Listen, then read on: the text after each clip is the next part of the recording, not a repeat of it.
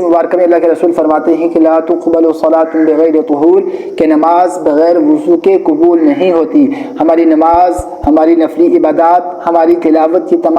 تمام چیزیں وضو پر موقوف ہیں۔ تو اب وضو کا مکمل طریقہ، سنت طریقہ کہ اللہ کے رسول نے وضو کا طریقہ کیسے سکھلایا صحابہ اکرام کو، تو آج کی اس ویڈیو میں ہم مکمل جانیں گے۔ تو وضو کے اندر جو سب سے پہلی چیز ہے وہ یہ ہے کہ 3 مرتبہ ہم اپنے دونوں ہاتھوں کو دھو لیں گے۔ تو دونوں ہاتھوں کو 3 مرتبہ دھونے کے بعد پھر ہم نے 3 مرتبہ کلی کرنی ہے، یعنی آپ کے پاس اگر مسواک ہے تو مسواک کرنی ہے، وگرنہ اگر کسی بندے کے پاس مسواک حالانکہ کے پاس موجود نہیں ہوتا تو ہم نے کلی کرنی ہے۔ اور کلی کرنے کا جو بنیادی مقصد ہے وہ یہ ہے کہ ہمارے منہ کے اندر جتنی بھی گندگی ہے وہ صاف ہو جائے، اور اس کے بعد آپ نے گلے تک بھی پانی کو اگر لے کے جائیں تو یہ زیادہ بہتر ہے اگر روزہ نہ ہو آپ کا۔ تو ہم نے 3 مرتبہ کلی کرنی ہے۔ 1 مرتبہ 3 مرتبہ کلی کرنا سنت ہے۔ کلی کر لی، اس کے بعد ہم 3 مرتبہ ناک میں پانی ڈالیں گے، دائیں ہاتھ سے پانی ڈالیں گے اور بائیں ہاتھ سے ناک کو صاف کریں گے۔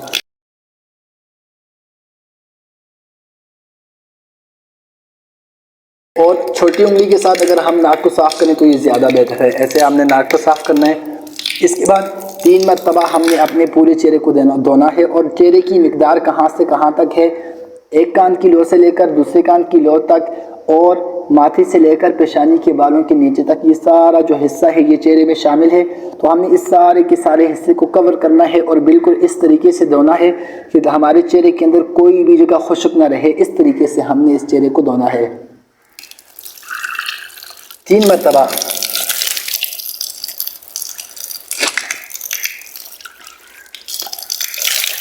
یہ دوسری مرتبہ ہو گیا،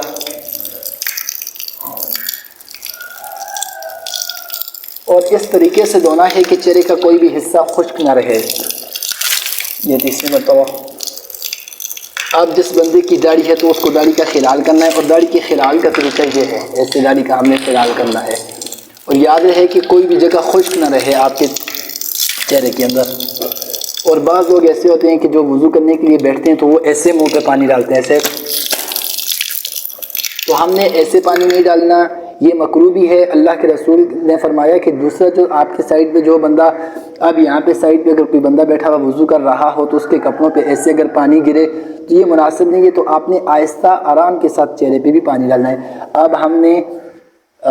3 مرتبہ دونوں ہاتھوں کو کنیوں سمیت دھونا ہے، تو وہ ہم کیسے دھوئیں گے؟ سب سے پہلے مرتبہ ایسے پانی ڈالا، اور اس کے بعد مکمل آگے تک ہم نے اس کو دھو لینا ہے۔ بعض لوگ ایسا کرتے ہیں کہ بس سردیاں ہوتی ہیں تو تھوڑے سے بازو پیچھے کیے اور بس جلدی جلدی سے کام ختم کیا، ایک بال کے برابر بھی وضو کے درمیان کوئی جگہ خشک نہ رہے۔ ایسے 3 مرتبہ، پہلے دایاں بازو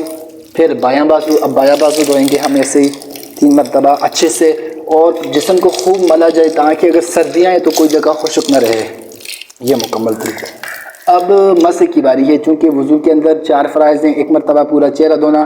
1 مرتبہ دونوں ہاتھ کنیوں سمیت دھونا، اور تیسرا جو فرض ہے وضو کے اندر وہ چوتھائی سر کا مسح کرنا۔ اب پورے سر کا مسح کرنا یہ سنت نبوی ہے، سنت کریمہ ہے، یعنی نبی علیہ السلام نے ایسے ہی ہمیں بتلایا اور کر کے دکھایا۔ تو اس کا طریقہ یہ کہ سب سے پہلے ہم نیا پانی لیں گے، ایسے نیا پانی لیں گے، اپنی ٹوپی اتاریں گے، یہ 3 انگلیاں ایسے ہم بنائیں گے، ایسے ہمارے ہاتھ کی شیپ کچھ یوں ہوگی، اور سب سے پہلے ہم یہاں سے پیچھے لے کے جائیں گے، یہاں سے ہم پیچھے لے کے جائیں، پیچھے تک ہم نے مکمل مسح کیا۔ اب ہمارے ہاتھوں کی یہ تھیلیاں باقی رہ گئی، پیچھے کے بعد اب ہم یوں آگے ہاتھ کو لے کے آنا ہے یہاں پہ آگے، پھر اس کے بعد یہ 2 انگلیوں کے ساتھ کان کے اندر، اور یہ انگوٹھے کے ساتھ کان سے پیچھے والے حصے کے ساتھ، پھر یہ جو ہاتھ کی انگلیاں جو 3 ان کی جو پشت ہے اس کے ساتھ ہم نے گلے کا یوں مسح کرنا ہے۔ گردن کا مسح کرنا مکروہ ہے، اور گلے کا مسح کرنا یہ بھی سنت کریمہ ہے۔ اب اس کے بعد چوتھا فرض، یعنی دونوں پاؤں کو گھٹنوں سمیت ٹہنوں سمیت دھونا ہے، وہ کیسے دھوئیں گے یہ بھی دیکھتے ہیں۔ دونوں پاؤں کو اچھی طرح سے تاکہ کوئی بھی جگہ خشک نہ رہے اس کے اندر، بالکل اچھے طریقے سے تاکہ کوئی بھی جگہ آپ کے پاؤں کے اندر بھی خشک نہ رہے۔ اب بایاں پاؤں دھوئیں گے ہم۔